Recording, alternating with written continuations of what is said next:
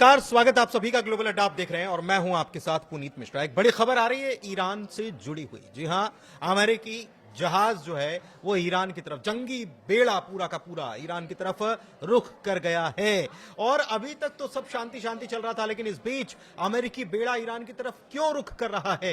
क्या एक बार फिर से ट्रंप जिस तरीके से ग्रीनलैंड को धमका रहे थे, क्या एक बार फिर से उन्होंने ईरान की तरफ आंखें तरीनी शुरू कर दी है? इसी को लेकर बात करने वाले हमारे सहयोगी आनंद हमारे साथ मौजूद हैं। सीधे उनके पास चलते हैं। सबसे पहले बड़ी खबर की बात करते हैं। आनंद, क्या जानकारी? देखिए, दरअसल हुआ क्या है कि अमेरिकी जो नौसैनिक है वो एक्शन में एकदम दिख रही है। और अभी जो एक अमेरिका का सबसे खतरनाक विमान वाहक पोत माना जाता है जिसे, वो अब ईरान की ओर बढ़ना शुरू हो गया है और तेहरान के करीब पहुंचने वाला है, ऐसा खबरों में सामने निकल के आया है।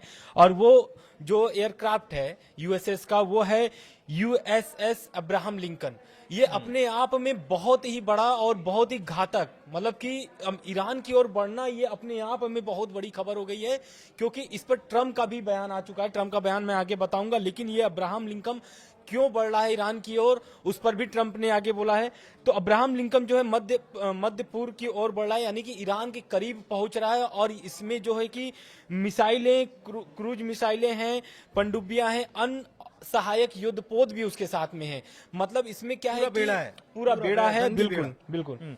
ठीक है, जंगी बेड़ा पूरा ये निकल चुका है। लेकिन अभी तक तो ईरान में जो कुछ चल रहा था, एक तरफ ट्रंप की धमकी थी और ट्रंप ने कहा था कि वहां फांसी होती है या होता है तो फिर हम कोई एक्शन लेंगे। उन्होंने ये तक कहा था कि हम पूरी तरीके से लोडेड हैं और तैयार हैं। इसके बाद ईरान में शांति होती है, वहां पर सैनिक पूरी तरीके से तैनात है, सड़कों पर आईआरजीसी के सैनिक तैनात है। लेकिन अब क्या हुआ? क्योंकि ईरान में तो अब शांति है। अब क्या हुआ कि अचानक से इनका ये जो जंगी जहाजी बेड़ा जो है ये ईरान की तरफ रुख कर रहा है। बिल्कुल, देखिए ये खबर तो आज की है, लेकिन हो सकता है कि ये एक्शन इसलिए लिया गया हो क्योंकि अभी कल की खबर जो सामने आई थी, तो वही सामने आई थी कि जो मिसाइल सिटी है ईरान की, वहां से मिसाइलें निकालना शुरू कर दिया गया है और सड़कों पर दिख रही हैं मिसाइलें। तो कहीं ना कहीं ये तैनात करने की भी बात थी कि बॉर्डरों पर तैनात भी करेगा ईरान। तो कहीं ना कहीं ईरान को ये एक्शन देखते हुए अमेरिका ने भी ये बड़ा कदम उठाया है।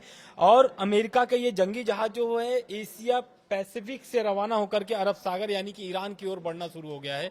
और राष्ट्रपति ट्रंप खुद इसको एक अमाड़ा करार दिए हैं। मतलब वो ये कह रहे हैं ईरान पर नजर रखेगी ये बेड़ा, अगर जरूरत हुई तो कार्रवाई भी होगी। नहीं, अगर ऐसा होता है तो ईरान तो ये खामनेई और ईरान के तमाम अधिकारी जो हैं, हाई ऑफिशियल्स जो हैं, वो ये कह चुके हैं कि हमारे टारगेट पर अमेरिकी सैन्य अड्डे हैं जो मिडिल ईस्ट में मौजूद है, हम उनको टारगेट करना शुरू कर दें। बिल्कुल बिल्कुल सही कह रहे हैं, क्योंकि ईरान का जिस तरीके से पहले बयान आया था कि जो भी अमेरिकी बेस है मिडिल ईस्ट में, जो अमेरिका का बेस है वो तबाह किया जा सकता है, तो उसको लेकर के अब अमेरिका नहीं चाहता है कि उसकी जो मिडिल ईस्ट में एक तरीके से ठिकाने हैं वो तबाह हो। तो हो सकता है उसके बचाव के लिए भी ये कदम उठाया गया हो। दोनों स्ट्रेटेजिकली काम कर रहे हैं। बिल्कुल दोनों स्ट्रेटेजिकली काम कर रहे हैं। लेकिन ये जो आप बता रहे हैं, ये जो चीजें और गंभीरता की तरफ इशारा कर रही हैं कि अभी तो लग रहा था कि शांति हो जाएगी, अभी तो लग रहा था कि ईरान भी ट्रैक पर आ गया, अभी तो लग रहा था कि अमेरिका और ईरान के बीच जो तनाव है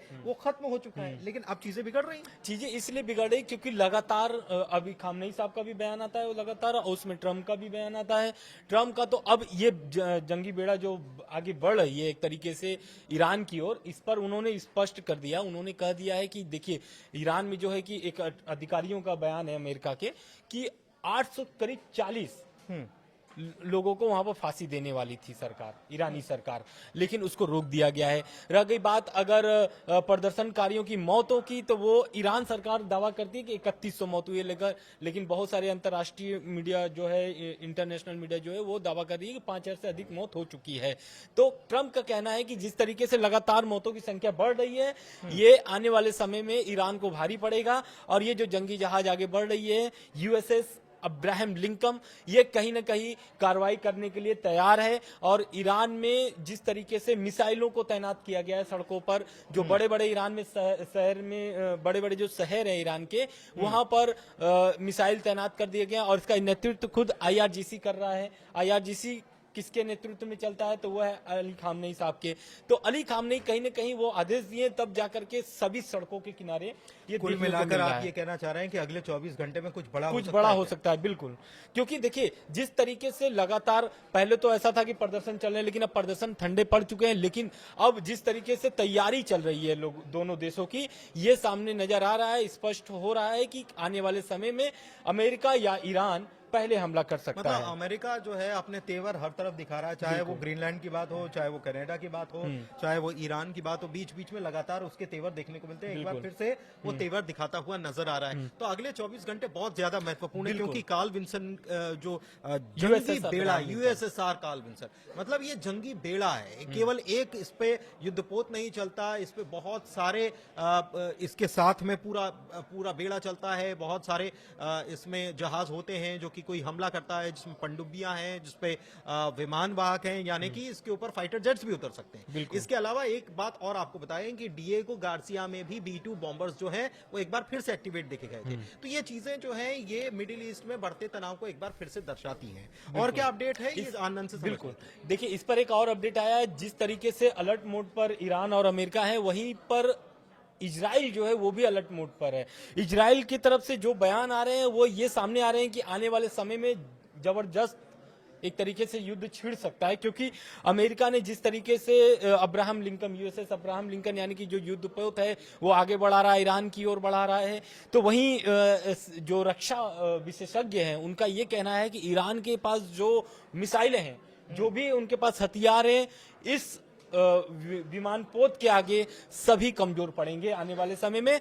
और रह गई बात इजराइल की, तो इजराइल भी अब हाई अलर्ट पर हो गया है। इजराइल भी अब तैयारी करना शुरू कर दिया है, क्योंकि मोसाद जो है बहुत सारी खुफिया जानकारी लेकर के सामने आ रहा है। तो ये नजर आ रही है कि क्योंकि मिसाइल सिटी से मिसाइल निकालना अपने आप में ही बड़ी बात हो गई, अपने आप में बड़ी बात है। और एक चीज और है कि इजराइल जो है वहां पर भी पूरी तरीके से हाई अलर्ट है, क्योंकि अगर ऐसा होता है तो न केवल अमेरिकी सैन्य अड्डे, अगर यहां तनाव की स्थिति बनती है तो जाहिर सी बात है कि ईरान ये कह चुका है कि हम अमेरिकी सैन्य अड्डों को टारगेट करेंगे, और उससे पहले उसका जो दुश्मन है इस्राइल, वहां पर भी टारगेट किया जा सकता है। इसलिए हाई अलर्ट पर सब तरफ हाई अलर्ट देखने को मिल रहा है। लेकिन आगे क्या अपडेट है आप तक सबसे पहले पहुंचाएंगे। फिलहाल इस वीडियो को यहीं करते हैं समाप्त। वीडियो कैसा लगा, चर्चा कैसी लगी, जानकारी कैसी लगी, जरूर बताइए। और ग्लोबल अड्डा को अपना प्यार देते रहिए। बहुत शुक्रिया।